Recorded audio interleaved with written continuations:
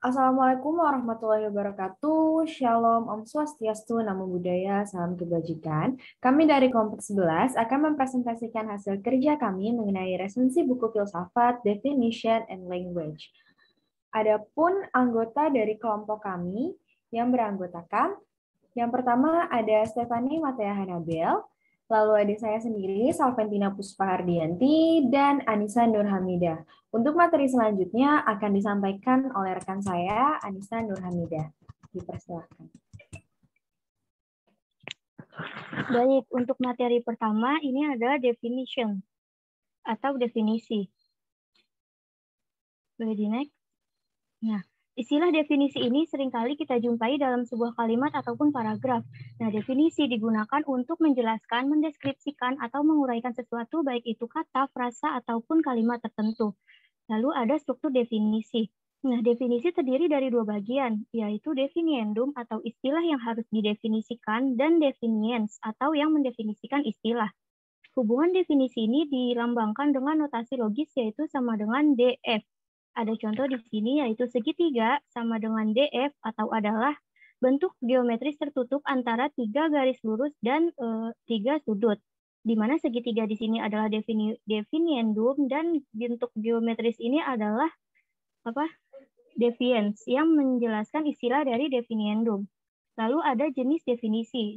Definisi ini dikategorikan menjadi definisi denotatif dan konotatif. Definisi denotatif ini menentukan eksistensi ekspresi, yaitu himpunan objek yang termasuk di dalam definiendum. Nah, definisi denotatif ini terdiri dari enumeration, extensive definitions, dan recursive atau inductive definitions.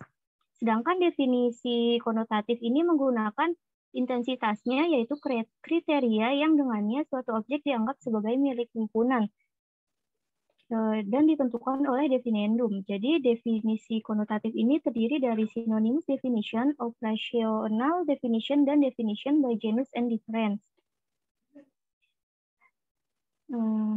Next. Yang pertama ini ada enumeration atau enumerasi, yaitu memberi penjelasan yang cukup konkret dan lugas tentang arti kata. Nah, namun definisi ini karena definiendumnya mewakili objek yang sangat besar, maka jika bukan karena terbatas, maka perhitungannya tidak lengkap. Nah, di sini ada contoh seperti gedung pencakar langit atau the Empire State Building di New York dan Burj Khalifa di Dubai. Nah, enumeration ini terkadang juga menggunakan subkelas, yaitu vertebrata, ikan, amfibi, reptil, dan mamalia. Nah, jadi di sini dapat kita lihat bahwa kalau jika tidak terbatas, maka ini akan lebih banyak lagi di masa depan. Nah, sedangkan jika yang kedua dengan menggunakan subkelas, nah, kita masih bisa menghabiskannya, namun kita tidak bisa menghitung semua spesies dalam subkelas. Lalu yang kedua ada ostensive definition atau definisi ostensif. Nah, meskipun enumeration tadi adalah cara yang cukup langsung untuk menunjukkan arti kata, namun sebenarnya masih mengandalkan alat latar belakang kognitif tertentu. Sebagai contoh, di sini ada seseorang yang belum pernah melihat atau belum pernah mendengar suatu bangunan yang disebutkan di sebelah kanan tadi atau Burj Khalifa, maka tidak akan mengerti apa itu artinya gedung pencakar langit. Demikian pula, jika seseorang belum tahu burung, amfibi, reptil, atau mamalia, mereka akan sulit untuk memahami apa itu arti vertebrata. Nah, definisi ostensif ini mengatasi masalah dengan benar dengan menunjuk pada objek sambil memberikan definisi kepada audiens. Nah, contohnya yaitu ini adalah pena sambil menunjuk pena, dan ini adalah laki-laki sambil menunjuk laki-laki, seorang pria. Lalu ini adalah yang saya sebut dengan keindahan sambil menunjuk Mona Lisa. Nah, dari contoh ini mudah untuk melihat bahwa definisi ostensif ini adalah definisi yang sangat primer dan primitif untuk memperkenalkan ekspresi linguistik. Namun metode ini mungkin tidak efektif karena bisa menimbulkan persis sebuah isu. Sebenarnya bukan masalah untuk mendefinisikan lukisan Mona Lisa dengan menunjuk lukisan itu sendiri. Namun karena keindahan itu abstrak, dan mungkin orang tidak secara bulat setuju bahwa objek tertentu tidak indah atau indah. Nah, mungkin juga keindahan ditemukan dalam berbagai hal, atau mungkin juga tidak ditentukan. Boleh di next. Lalu yang ketiga ada recursive definition. Definisi ini juga sering disebut dengan induktif definisi, yaitu dilakukan dengan cara mengambil objek secara sistematis melalui prosedur yang berulang dan membentuk suatu penutupan untuk memastikan tidak ada yang tertinggal. Definisi ini seringkali digunakan dalam mendefinisikan matematika dan hukum ketentuan. Contohnya di sini ada seseorang yang berhak atas kepemilikan adalah yang pertama adalah seseorang yang memperoleh suatu kepemilikan sesuai dengan asas keadilan dalam perolehan adalah berhak atas kepemilikan itu. Lalu yang kedua, seseorang yang memperoleh kepemilikan sesuai dengan asas keadilan dalam pengalihan dari orang lain yang berhak atas memegang. Lalu yang ketiga ada tidak seorang pun berhak atas suatu kepemilikan kecuali yang penerapan A dan B. Tuh. Boleh dilanjut.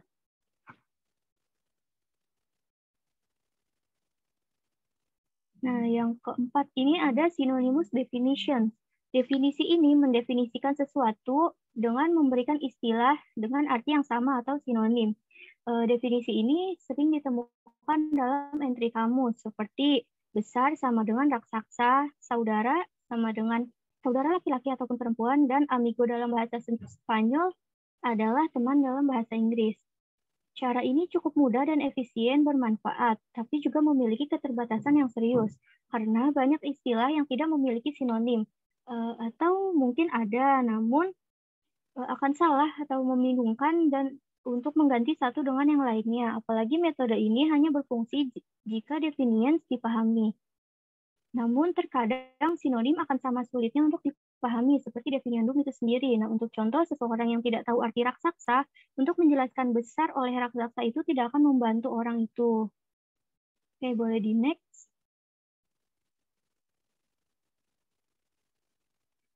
Lalu selanjutnya ada operational definition. Nah, definisi operasional ini mendefinisikan istilah dengan beberapa atribut observasional. Definisi operasional haruslah operasional. Nah, ini berarti definiens harus melibatkan beberapa operasi atau prosedur yang dapat diuji secara empiris, mudah dikenali dan praktis. Dan ini menyiratkan bahwa definisi operasional selalu dibangun untuk beberapa bagian tertentu dan sering digunakan dalam ilmu pengetahuan dan ilmu sosial. Nah, contohnya, orang yang hidup dalam kemiskinan adalah orang yang berpenghasilan di bawah dari pendapatan rumah tangga rata-rata dari masyarakat tempat mereka tinggal. Nah, definisi ini mungkin tidak efektif, misalnya karena para akademisi mungkin tidak akan setuju pada definisi kemiskinan, alasan bahwa kemiskinan tidak hanya objektif diukur dengan istilah moneter, tetapi juga subjektif sebagaimana tercermin dalam sosial dan hubungan pikirannya, termasuk dari pengucilan, ketidakberuntungan, dan status kekuasaan. Nah, ini adalah perdebatan yang sah, namun contoh di atas diterapkan hanya untuk keperluan perhitungan dan pemantauan jumlah penduduk miskin dengan kelompok masyarakat tertentu, sehingga dapat memberikan saran bagi pengambil kebijakan dalam mendistribusikan kesejahteraan. Lalu boleh di next.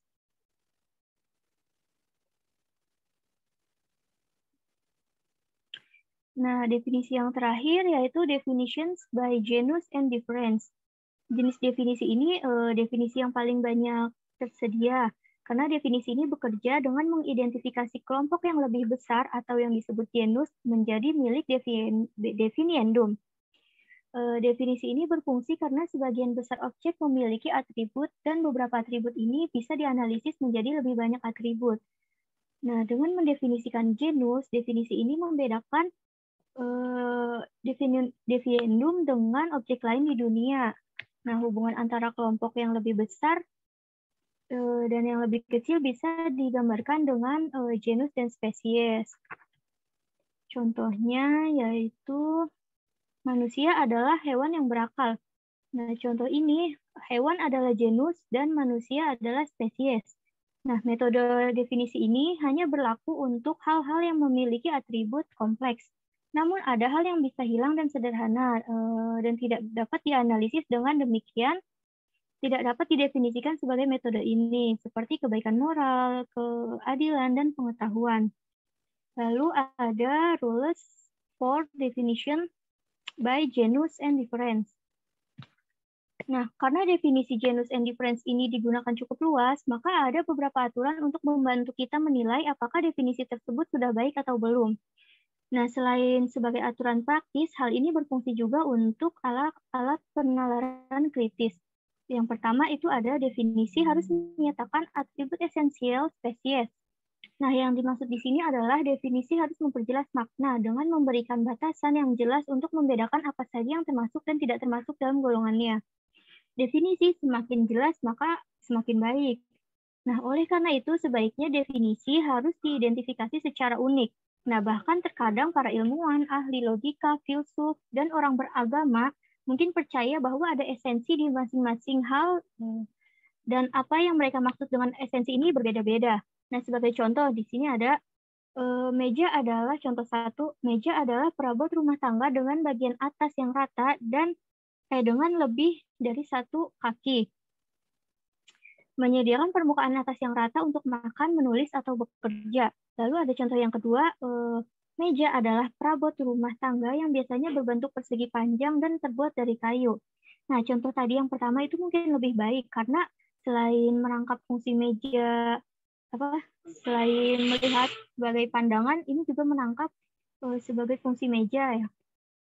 Namun kita juga tidak bisa melihat bahwa ini sempurna karena mungkin ada meja yang didesain untuk melukis, desain grafis, bukan hanya untuk makan. Lalu meja juga memiliki bagian atas yang tidak rata untuk memenuhi kebutuhan khusus. Nah, bagian atas yang tidak bisa rata juga bisa dirancang untuk beberapa alasan seperti estetika atau dekoratif. Nah, jadi contoh yang kedua tadi itu mungkin cukup baik untuk penggunaan umum. Nah, dengan demikian, maka kita akan melihat bahwa apa yang dianggap atribut esensi itu penting.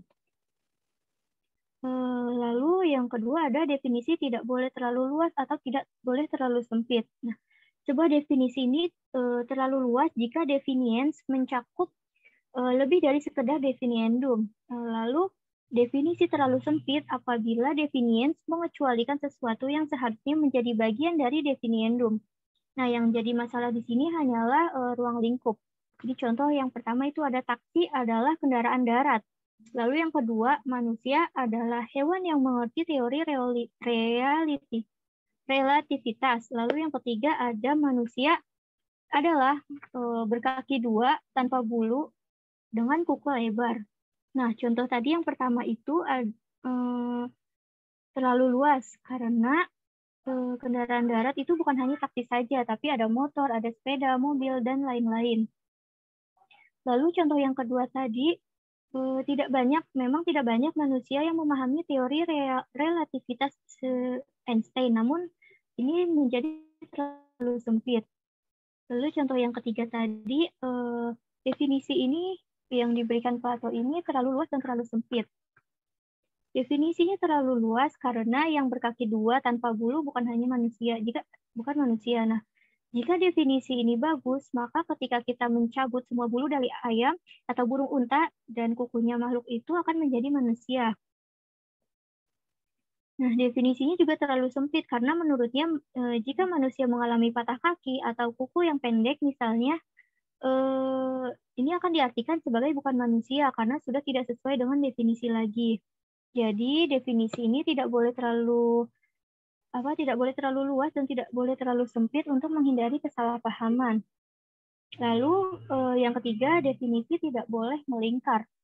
Definisi tidak boleh melingkar karena definisi ini adalah alat kognitif untuk membantu orang lebih memahami definiendum.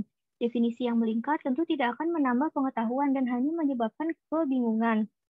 Lalu yang keempat, definisi tidak boleh diungkapkan dalam ambigu, kabur, atau kiasan bahasa. Kenapa? Karena definisi ini adalah alat untuk memperjelas makna dan diharapkan definiens mudah memahami apa itu definiendum. Lalu yang ketiga, definisi tidak boleh negatif jika bisa afirmatif. Nah, secara garis besar definisi ini lebih membantu untuk mengatakan apa itu definiendum daripada apa itu bukan definiendum. Nah, contohnya, tapi ada beberapa istilah yang pada dasarnya negatif dalam arti, jadi nggak apa-apa untuk mendefinisikannya secara negatif. Seperti contohnya, segitiga bukan merupakan bangun datar bersisi 4. Nah, definisi ini karena banyak sekali bangun datar yang tidak bersisi 4 dan tidak berbentuk segitiga. Oleh karena itu, lebih baik kita mendefinisikan segitiga adalah bangun datar dengan 3 sisi daripada segitiga adalah bangun datar yang bukan bersisi 4. Nah, baik, jadi dari topik 1 ini, dengan materi definition sudah selesai saya paparkan. Jadi di sini kesimpulannya yaitu definisi terdiri dari definiendum atau istilah yang harus didefinisikan dan definiens atau yang mendefinisikan istilah. Terdapat 2 jenis definisi yaitu denotatif dan konotatif. Lalu juga ada peraturan definisi menurut genus yaitu tentukan atribut penting, jangan terlalu luas dan jangan terlalu sempit, hindari definisi melingkar, hindari bahasa yang ambigu, tidak jelas dan kiasan, dan bersikaplah afirmatif daripada negatif. Untuk topik yang kedua akan dijelaskan oleh teman saya. Terima kasih. Baik, selanjutnya untuk topik yang kedua kita akan membahas mengenai kesalahan dalam penggunaan bahasa atau fallacies from the abuse of language. Nah, dalam fallacies language ini dibagi menjadi beberapa bagian gitu. Yang pertama adalah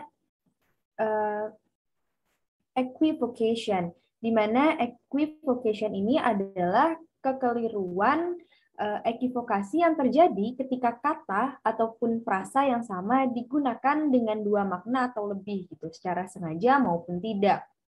Nah, dalam perumusan argumen, kesalahan bahasa equivocation ini adalah kekeliruan akibat ambiguitas yang tidak atau ketidakjelasan. Nah, contohnya adalah waktu adalah uang. Nah, dalam kalimat ini, uang ini bisa mengacu pada makna yang berbeda gitu. Sebagai contohnya, uang ini bisa mengacu pada aksi maupun efisiensi gitu. Namun kata waktu juga memiliki makna tersirat gitu yang mengimplikasikan kesabaran, ketenangan maupun penyembuhan, di mana uang tidak dapat membeli waktu. Jadi, kata waktu ini sebenarnya adalah implikasi yang sangat berbeda gitu, di mana waktu itu adalah suatu hal, bukan kondisi.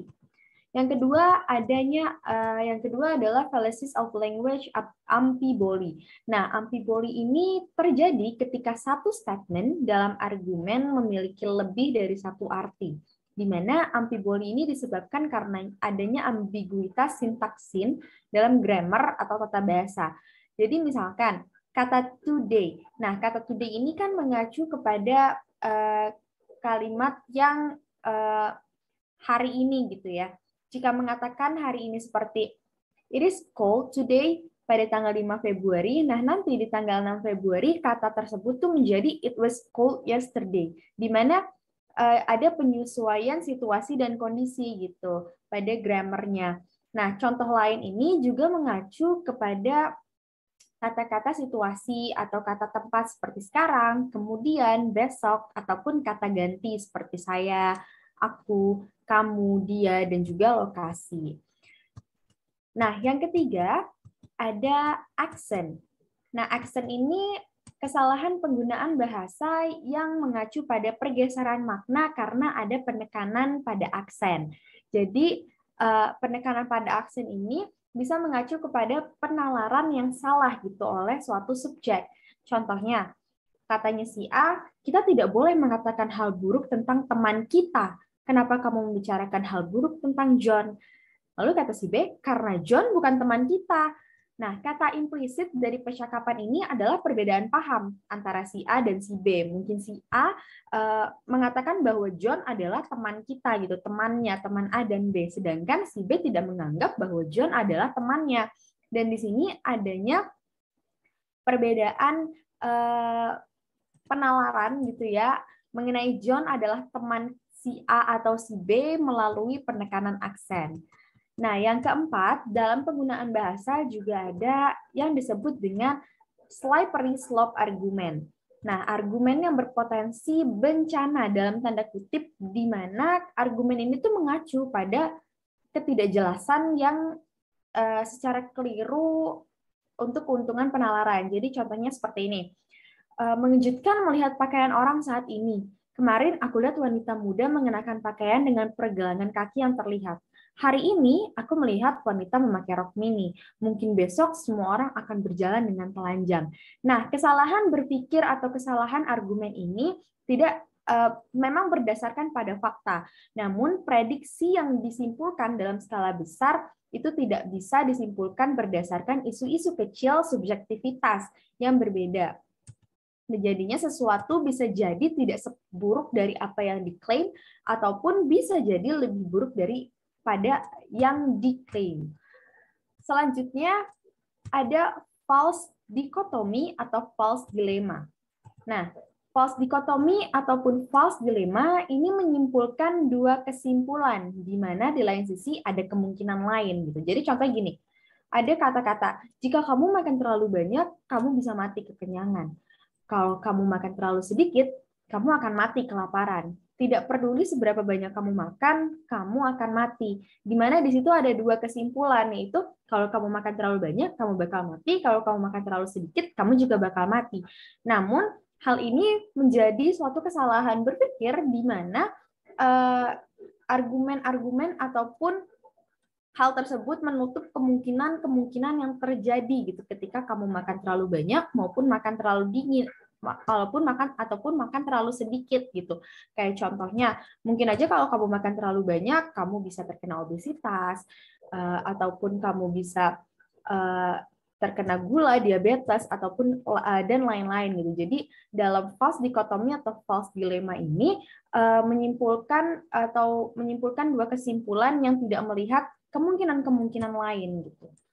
Nah, yang keenam adalah strawman fallacy, di mana strawman fallacy ini kesalahan yang ditujukan pada argumen di mana menyamakan pandangan pada lawan, namun dengan arah yang salah gitu. Jadi dibandingkan mereka tuh berargumen dengan isu yang dibahas, strawman fallacy atau kesalahan bahasa jadinya membawa kepada isu yang salah. Contoh gini. Si A berkata, kita tidak boleh mendiskriminasi homoseksual gitu. Lalu si B menjawab, lalu kita semua harus menjadi homoseksual katanya gitu. Nah, isu yang dibawa ini merupakan dua isu yang berbeda gitu. Yang pertama, kalau kita lihat isu yang dibawa si A adalah isu diskriminasi kaum homoseksual. Namun, isu yang dibawa si B lebih pada orientasi seksual, di mana B berusaha untuk menyamakan pandangannya dalam konteks homoseksual, namun isu yang dibawa tidak sejalan ataupun tidak masuk gitu loh, seperti apa yang dibawa oleh di argumen. Nah, hal tersebut merupakan isu yang berbeda. Jadi diskusinya akan membawa ke argumen yang tidak terselesaikan karena mereka berdua membawa suatu isu yang berbeda gitu. Jadi argumennya tidak akan selesai. Nah, selanjutnya ada yang namanya red herring.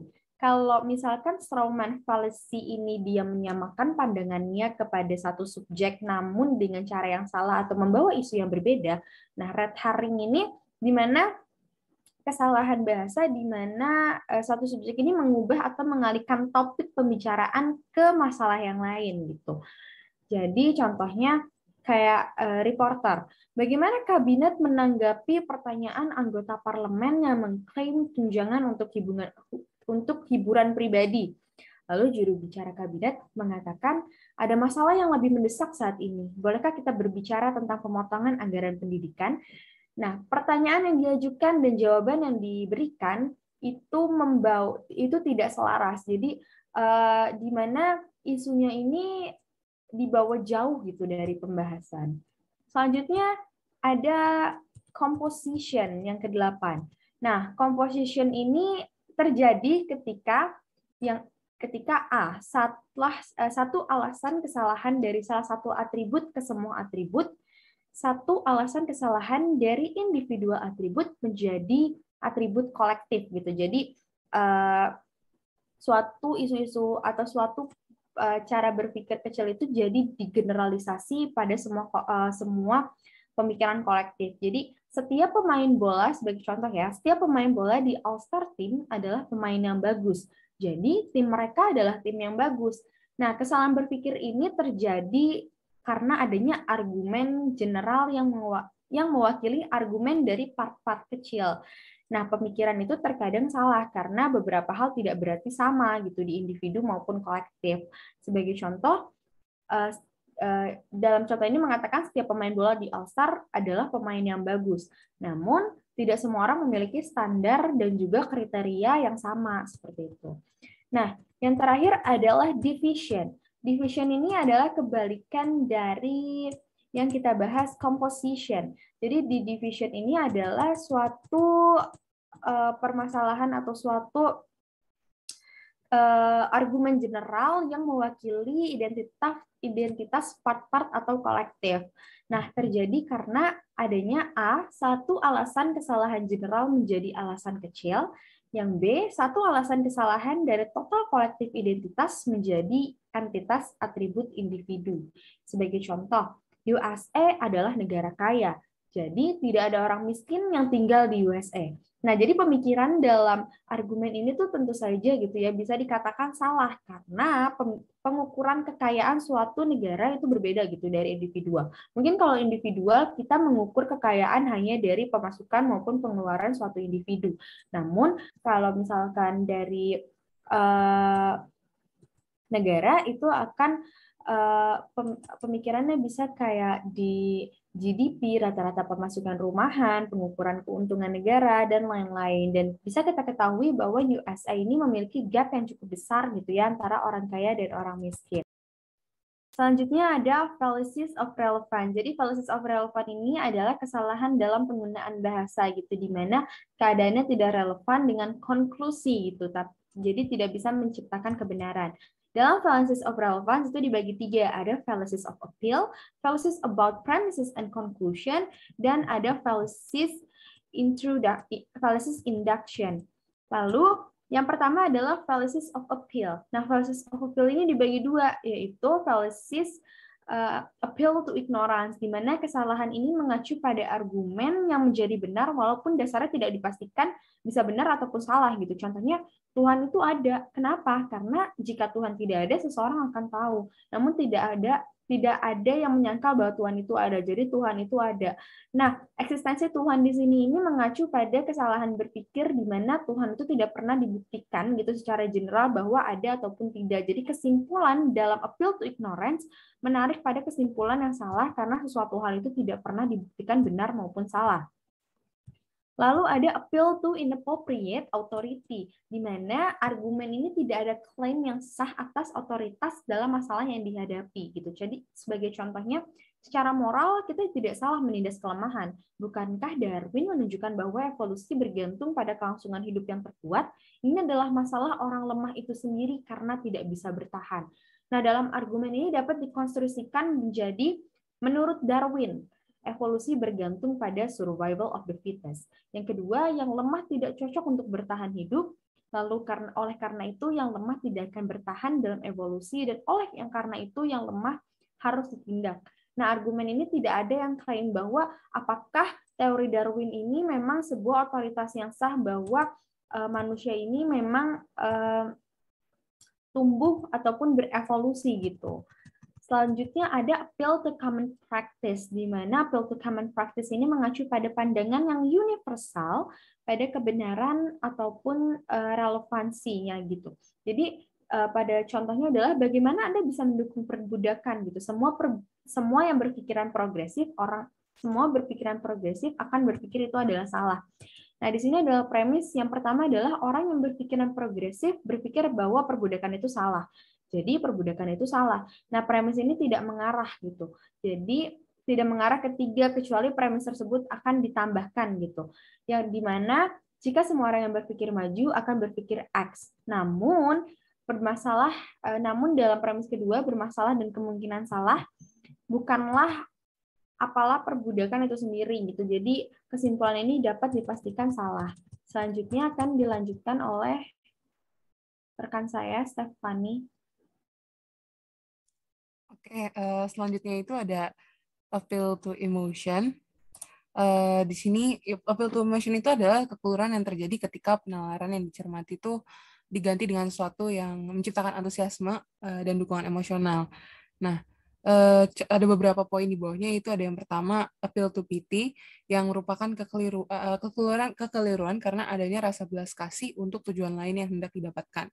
Nah, contoh di sini itu ada siswa yang berkata kepada tutornya, saya pantas mendapatkan nilai A untuk tugas ini karena pergelangan tangan saya patah saat mengetiknya. Nah, contoh tadi itu memiliki tujuan awal untuk membangkitkan emosi, bukan berdebat rasional. Siswa ini tuh meminta sesuatu berdasarkan belas kasihan. Jadi siswa tuh awalnya meminta nilai yang baik tuh bukan berdasarkan usaha dan prestasinya, tapi untuk sesuatu yang lain, khususnya keadaannya yang tidak menguntungkan. Dengan membentukkan skenario ini, si tutor akan memperoleh atau menjadi belas kasih gitu kepada si siswa. Yang berikutnya ada apple polishing atau artinya pemolesan apel, yang merupakan strategi di mana kita memuji seseorang untuk meyakinkan mereka melakukan hal yang kita inginkan. Contohnya, ada penjual yang mengatakan, saya tahu sejak pertama Anda memasuki toko ini, Anda tidak menerima apapun selain yang terbaik. Mari saya tunjukkan produknya. Nah, dalam marketing tentu saja hal ini tuh menjadi sebuah strategi dan bukan merupakan suatu masalah, karena merupakan metode persuasi. Lalu akan dikatakan keliru jika menggunakannya dalam sebuah argumen. Jadi maksudnya adalah yang dilakukan itu pada mulanya adalah memuji, lalu menciptakan kesan yang baik, sehingga lawan bicaranya akan merasa tertarik dan menerima rekomendasi yang ditawarkan. Jadi, emosinya itu adalah perasaan tertarik tadi. Next slide.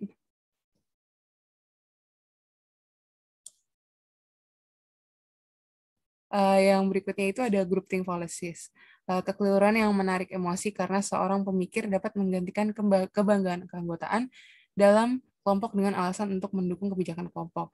Nah, patriotisme tanda kutip buta adalah versi yang agak buruk dari kekeliruan ini, dan kesetiaan tanda kutip buta juga dapat ditemukan pada agama, organisasi, dan perusahaan. Misalnya contohnya adalah penggemar sepak bola yang mengatakan, kami tuh merupakan tim, kami tahu bahwa tim lain tidak pernah lebih baik dari tim kami, apapun yang terjadi, karena mereka bukan kita.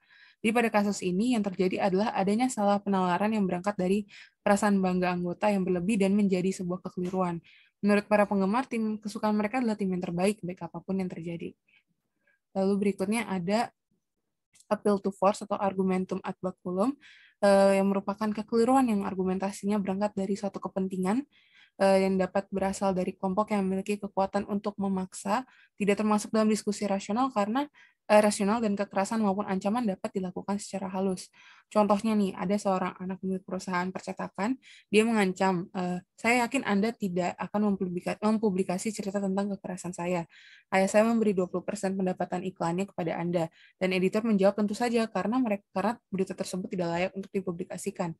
Maksud dari perkataan si anak adalah ia akan meminta ayahnya untuk tidak memberikan pendapatan si editor apabila berita ini terpublikasi.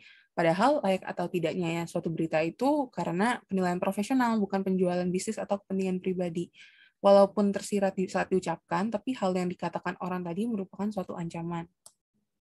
Lalu, next slide.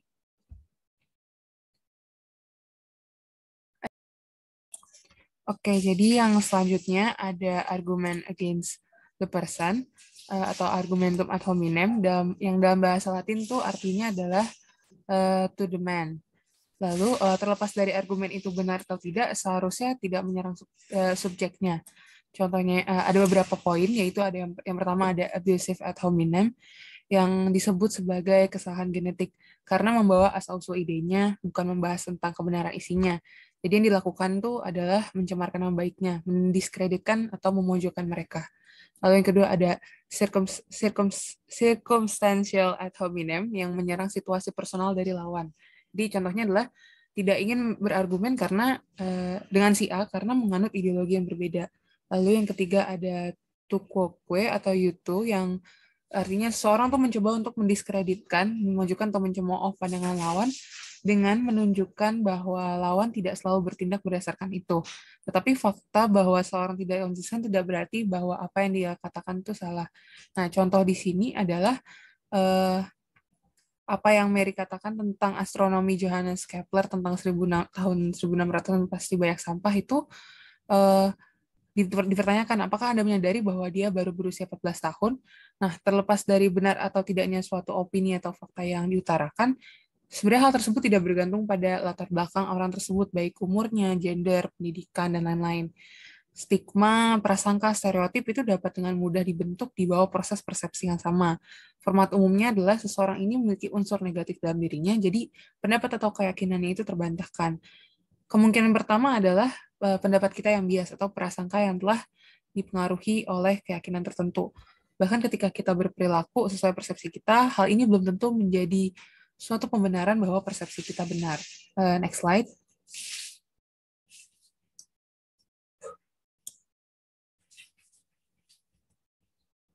Oke, yang berikutnya ada fallacies about premises and conclusion.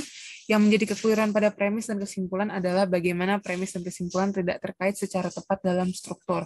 Nah, yang pertama itu ada complex question. Dengan hilangnya premis-premis yang tidak disebutkan, maka sebenarnya menyesatkan audiens untuk mempercayai sesuatu yang tidak dapat dijelaskan oleh responden. Jadi meskipun pertanyaannya mungkin terlihat naif, sebenarnya pertanyaan itu melibatkan putaran yang rumit. Ini adalah penalaran yang salah karena mengarahkan para pendengar atau audiens untuk mempercayai sesuatu, sementara si pihak responden itu tidak diberi kesempatan yang adil untuk memperhatikan asumsi implisit dan mengklarifikasinya. Contohnya nih, ada pertanyaan kepada seorang suami, apakah Anda memukuli istri Anda? Nah, pertanyaan ini tuh sebenarnya sudah mengasumsikan bahwa sang suami itu memukul istrinya di masa lalu. Jawabannya bisa dua, bisa ya dan tidak. Kalau ya, artinya sang suami itu pernah dan masih memukuli istrinya sampai saat ini. Dan yang kedua itu tidak. Artinya sang suami itu mengakui bahwa ia pernah memukulinya pada masa lalu, tapi sekarang sudah tidak. Sebenarnya pertanyaan ini dapat dikatakan sebagai jebakan karena sang suami dapat secara tidak sengaja mengakui bahwa ia pernah memukul istrinya atau bahkan sebenarnya tidak pernah memukul sama sekali. Hal ini tuh terjadi karena tidak disampaikannya asumsi dengan eksplisit dan adil untuk mengklarifikasi. Inilah momen para integrator mencari celah dalam bertanya. Lalu next slide. Ada begging the question atau petitio principii. Premis hanya bisa benar jika kesimpulannya benar. Tapi biasanya sebuah argumen itu seharusnya menyimpulkan dari kebenaran premis dan kebenaran kesimpulan, sehingga kebenaran premis tidak tergantung pada kebenaran kesimpulan. Lalu kekeliruan ini melanggar gagasan seperti itu dan juga keliru. Contohnya di sini ada A yang mengatakan komputer tidak bisa berpikir, B kenapa, dan J menyatakan karena jika komputer dapat berpikir, mereka harus terlebih dahulu memiliki pikiran. Tapi ketahuilah bahwa komputer tidak memiliki pikiran. Kita dapat merumuskan kembali argumen A dengan cara berikut. Yang pertama, hanya hal-hal yang memiliki pikiran yang dapat berpikir. Yang kedua, komputer itu tidak memiliki pikiran. Dan yang ketiga, oleh karena itu komputer tidak dapat berpikir. Nah, misalkan pernyataan satu itu adalah benar dan tidak dapat dibantah. Namun jauh dari jelas bahwa dua benar tanpa perlu berasumsikan bahwa tiga benar. Itu karena kriteria umum untuk menentukan apakah suatu hal memiliki pikiran adalah dengan melihat apakah hal itu berpikir. Jadi kriteria umum untuk menyatakan suatu hal itu benar tanpa asumsi, hanya dilihat saja. Nah, mungkin ada contoh kedua yaitu dari Alan Turing yang merancang tes kemampuan mesin untuk menunjukkan perilaku cerdas yang setara dengan atau tidak bisa dibedakan dari manusia. Yang disebut tes Turing. Fungsionalisme, sebuah teori dalam filsafat pikiran berpendapat bahwa pikiran itu harus diidentifikasi berdasarkan fungsinya, bukan dari apa yang ia buat. Jadi jika dua objek menunjukkan fungsinya sama, maka mereka harus diberikan status yang sama. Oleh karena itu, jika mesin bekerja dengan kecerdasan yang persis sama dengan manusia, maka mungkin saja ia memiliki peran. Next slide.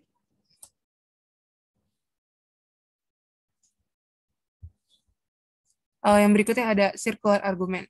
Premis tidak hanya didukung, tapi akan didukung oleh kesimpulan. Keliru karena argumen seharusnya bergerak dari kebenaran premis ke kebenaran kesimpulan. Tapi argumen melingkar membuatnya sebaliknya. Kesimpulan sudah muncul sebagai salah satu premis sehingga kebenarannya diasumsikan. Hampir mirip dengan yang sebelumnya, tapi lebih formal dan sintaksis. dapat dinyatakan dengan melihat kesimpulan yang muncul di tempat. Yang pertama, komputer tidak memiliki pikiran. Yang kedua, oleh karena itu komputer tidak dapat berpikir. Yang ketiga, komputer tidak dapat berpikir. Yang keempat, oleh karena itu komputer tidak memiliki pikiran. Jadi, yang pertama itu misalkan kita bertanya lebih jauh nih, mengapa komputer tidak memiliki pikiran? Dan jika kita menjawab karena mereka tidak bisa berpikir, maka jawabannya menyeratkan argumen yang tadi, yang ketiga dan keempat. Nah, kita melihat dengan jelas sekarang nih bahwa 3 dan 4 itu adalah kebalikan dari argumen 1 dan 2. 3 adalah 2 dan 4 adalah 1. Dengan kata lain, menurut argumen, kebenaran 1 tergantung pada kebenaran 2 dan kebenaran 2 tergantung pada 1. 1 dan 2 dengan demikian membentuk argumen melingkar. Next slide. Yang keempat ada misplacing the burden proof. Itu kekeliruan salah penempatan beban pembuktian terjadi ketika beban pembuktian suatu titik ditempatkan pada sisi yang salah. Nah, secara umum beban pembuktian ada pada orang yang pandangannya bertentangan pada akal sehat. Selain itu, orang yang menegaskan keberadaan sesuatu memiliki beban pembuktian, berbeda dengan mereka yang mengingkari keberadaan. Contohnya nih, ada percakapan antara Ana dan Bob yang Ana mengatakan bahwa tahukah kamu jika kamu mengoleskan anggur merah di kepala kamu, rambut Anda akan tiba-tiba menjadi gelap lagi. Terus Bob bilang, tidak mungkin, saya tidak percaya. Ana mengatakan, kenapa tidak? Bagaimana Anda tidak tahu itu akan berhasil? Nah, misalnya Ana berpendapat bahwa menggosokkan anggur merah ke kepala akan membuat uban jadi gelap. Ini adalah sesuatu yang asing dan tidak diketahui. Jadi Ana harus memiliki tugas, harus menjelaskan dan mendukung apa yang dia katakan. Namun daripada menjelaskannya, dia malah menanggapi pertanyaan Bob dengan meminta Bob menjelaskan apa yang ia tidak percaya, apa ketidakpercayaannya dia. Ini menempatkan beban argumen pada Bob untuk membuktikan maksudnya, bukan pada Ana untuk mendukung klaimnya. Dengan demikian, Ana telah salah menempatkan beban pembuktian kepada orang lain. Yang kelima ada irrelevant conclusion, ignoratio elenchi, yang merupakan kesimpulan yang tidak relevan terjadi ketika premis-premis itu tidak pada intinya, yang dimaksudkan untuk mendukung satu kesimpulan, sementara pada kenyataannya mendukung atau membangun yang lain. Nah, contohnya itu, kita harus memangkas layanan gawat darurat rumah sakit agar tidak disalahgunakan. Nah, ketika layanan darurat di rumah sakit disalahgunakan, tanggapan yang seharusnya itu kan kita merancang nih cara untuk pencegahan penyalahgunaan tersebut, atau kita memperbaiki situasinya, jadi tidak membutuhkan layanan darurat, sehingga mereka yang membutuhkan layanan darurat tidak terpengaruh maksudnya. Tapi daripada menarik kesimpulan yang relevan, si pemikir ini malah mengusulkan bagaimana kalau kita memotong layanan darurat aja untuk menghindari penyalahgunaan atau tidak menjalankannya. Nah, ini kan seperti pepatah yang menyatakan daripada melawan penyakit, kita akan membunuh pasien agar penyakitnya juga mati. Ini adalah argumen yang buruk karena kesimpulan atau solusi yang disarankan itu tidak relevan sama sekali dengan premis atau masalahnya. Next slide.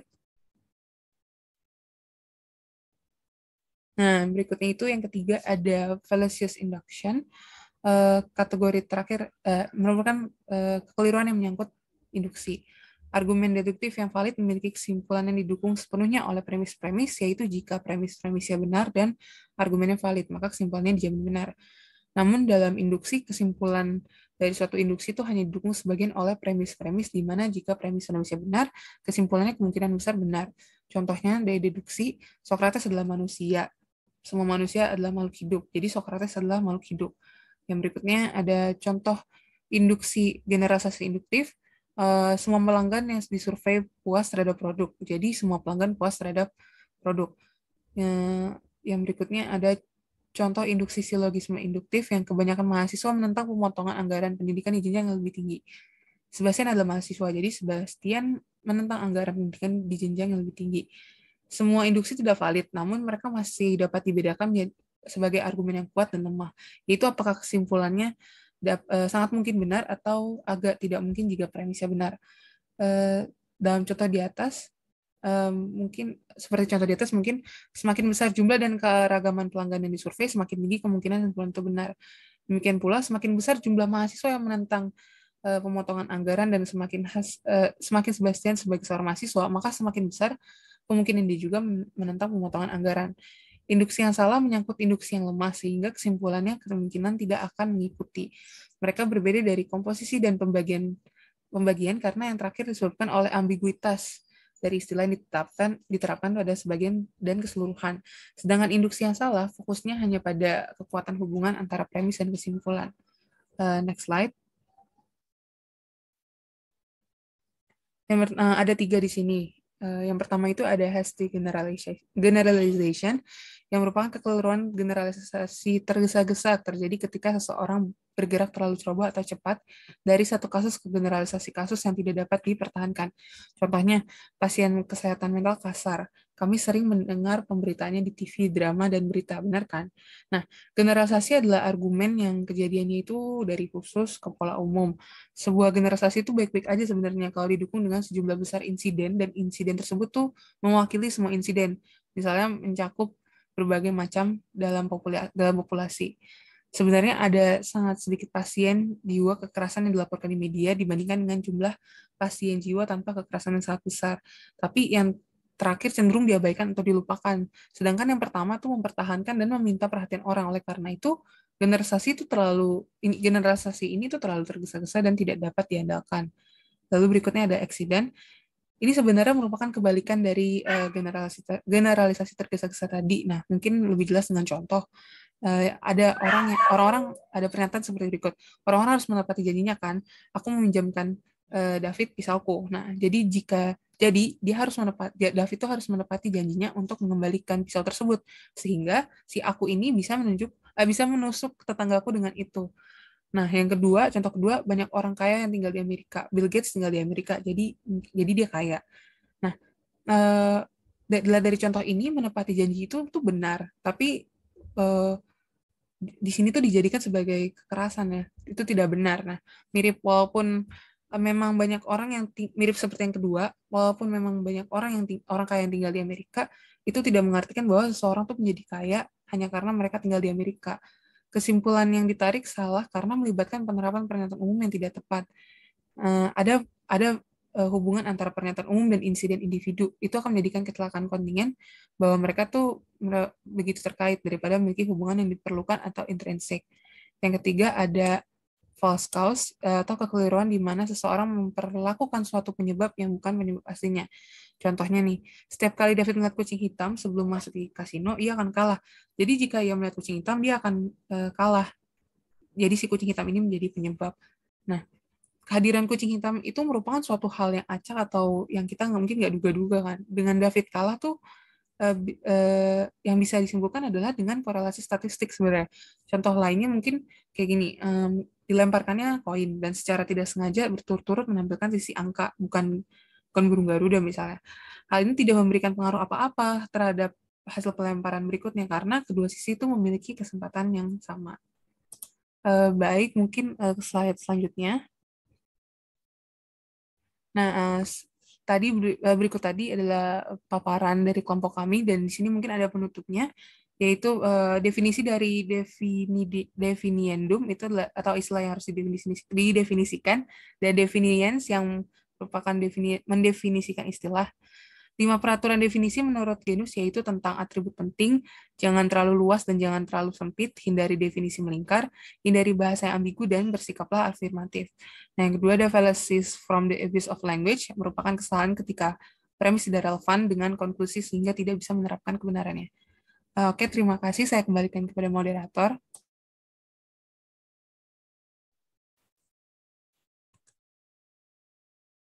Baik, jadi dari presentasi kami hari ini, kita mendapatkan sumber dari buku Logic A Complete Introduction yang ditulis dari Dr. Siu Van Lee, yang kita resensi dari halaman 47 sampai 101. Adapun dari presentasi kami, kurang lebihnya mohon maaf, kami ucapkan terima kasih. Wassalamualaikum warahmatullahi wabarakatuh.